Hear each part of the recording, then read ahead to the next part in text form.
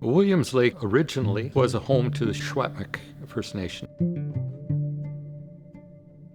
In the mid-1800s, gold was discovered north of here, so this became a stop on the gold rush route.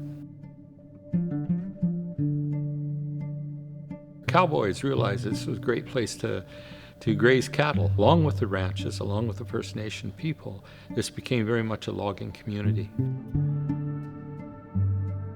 We are a very multicultural community with a real varied past. In British Columbia here, the average attendance on any given Sunday is only 5% of the population. People here come from all walks of life. People here, they wear their heart on their sleeve. So you can really see where people are at generally, the different cultures. The fact that we're kind of in the mix of things, where we're at. I mean, there used to be a gentleman's club, so to speak, right across the road. There was a weed shop right next door. People were kind of thinking, what the heck are we doing down here? But yeah, that's kind of was the vision. It was to not be on the outskirts of town, but just be in town with everybody. We were very concerned with trying to reach unsaved people in our community. And as we looked at the churches in our community, although they were very, very good churches, their focus was more inward toward fellowship rather than outreach and evangelism. We like to call our church a church for people who wouldn't be caught dead in church. It's downtown, right? It's got level access to the street or whatnot. You can walk in off the street on a Sunday morning. Even people who are not believers, so they say they are not believers, they feel comfortable in this church. It's a safe place. And it doesn't matter if you are a believer or not, you feel that you can come here and don't be judged.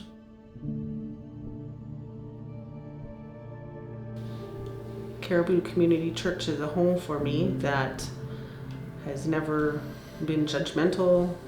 We have a blended family and they're a blended church, so we don't stick out. And it's just been welcoming and just truthful and loving. And it is family. One of the families in our church were Paul and Clarice Lomavatu. And Paul became our pastor. He had a master's degree in divinity. And his wife had a background in the Christian Reformed Church. So through some pastors that she knew, Paul made contact with them, and they had started a mentoring relationship with us at the church. Very early in that, they came to us and they said, would you like to be part of our home mission program? We were leery of being part of a denomination. Some of our folks had not great experience in that area. But the two pastors that approached us actually said, that's all right. We want to support you anyway. And they began to support us financially, which was a tremendous help. And they also supported us with mentoring relationships. They offered workshops, they offered one-on-one mentoring and that sort of thing. A couple of years later, they came back with the question and said, what about now? Would you like to be part of Christian Reformed Home Missions? And we said yes. More than anything, it was a sense of community, the deep sense of being a family and belonging instead of being independent and out on our own. And we have really appreciated that relationship. It was a very warm place, and that's what I was looking for, me and my family. When I got to Cariboo Community Church, I instantly could sense that, and the presence of God in people. I think what attracted me, what keeps me here, is the love I see for one another, like the community spirit. People look at you really weird when you say, hey, Cariboo, hey man, I love you. And they go, weird, you don't even know me, right? But yeah, that's the power of Christ, right? He kind of opens your heart to thinking about other people other than just yourself. The deep need of Williams Lake, with all of its multicultural history, is a need for acceptance.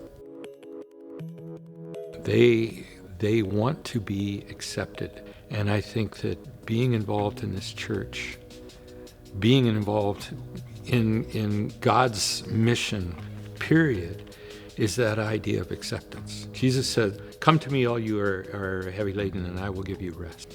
Yes, there's things that have to be changed in our lives, and God is clear about that. But that promise of unconditional love and acceptance that's what Williams Lake's looking for.